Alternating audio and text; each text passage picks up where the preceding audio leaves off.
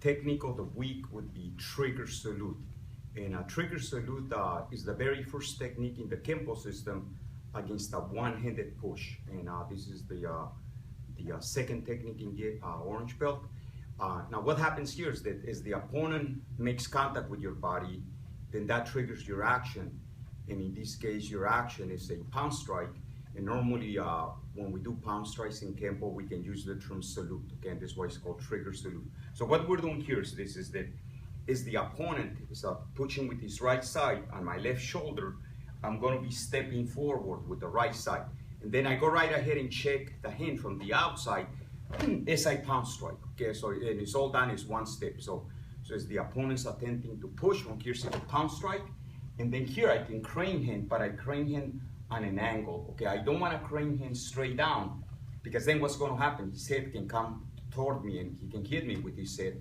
So I slightly pull on an angle. I go into an inward elbow, an outward elbow, backing strike, and then an uppercut punch, and then I can cover out in a 5 instance. Okay, so I'll do that one more time. So on the very first move here, we have basically what we call 2 physical checks, and then we have a mental check. The physical check would basically be the left hand, and then the right knee checking his leg. And then the mental check, in this case, that would be the pound strike. So what we do is that we step in, pound strike, crane hand, inward elbow, outward elbow, backing strike, uppercut punch, and then I can just cover out in a 5 instance. I'll go right ahead and demonstrate this technique with Ming. So as he's coming in and he's pushing, see, I go right ahead and hit here, and I want to check that leg here, and then I slightly pull on an angle, inward elbow, outward elbow, backing strike, and then an uppercut punch right into the side, right into the shin, and then just 5 instance. Okay, I'll do that one more time. So here, so as he comes in, pound strike, then here pulling on an angle, inward elbow, outward elbow, backing strike, uppercut punch, and then cover up. What we're going to be doing now is that we're going to talk a little bit how trigger salute relates to a couple techniques. And the first one is basically snapping twig. Now, snapping twig is actually a left-handed push, where this is a right-handed push. So I'm going to bring Ming with me, and what we're going to be doing is this. I'm going to be doing the very first move to trigger salute, and he's going to be doing the very first move to snapping twig, and we're both going to do it together. So here's where as I step with the right, he's also going to be stepping. So ready, get one. See, one more time. So here, get ready, get one, and so in once again, get one.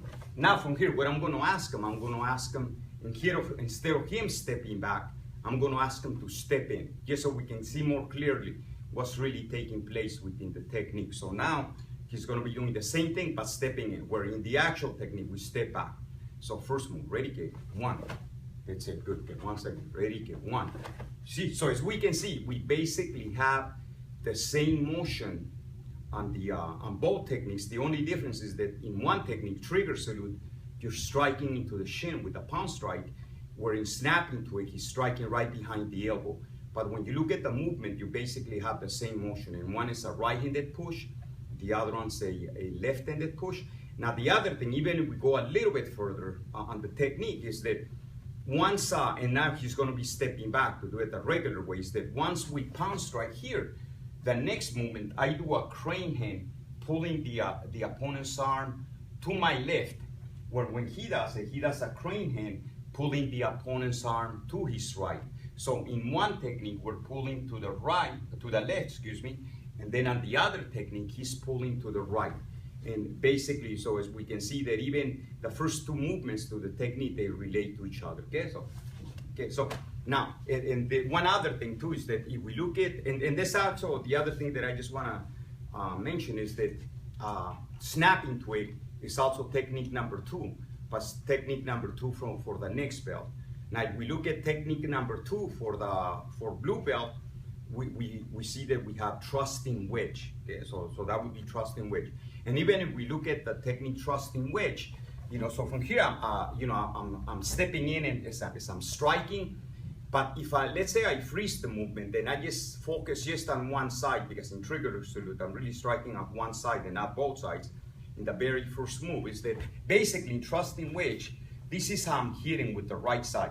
If you look at my thumb is in, and if you look at my elbow's up. Okay, well, when I do a trigger salute, basically what I'm doing, my thumb is up and my elbow's in. Where on the other technique, I'm striking this way.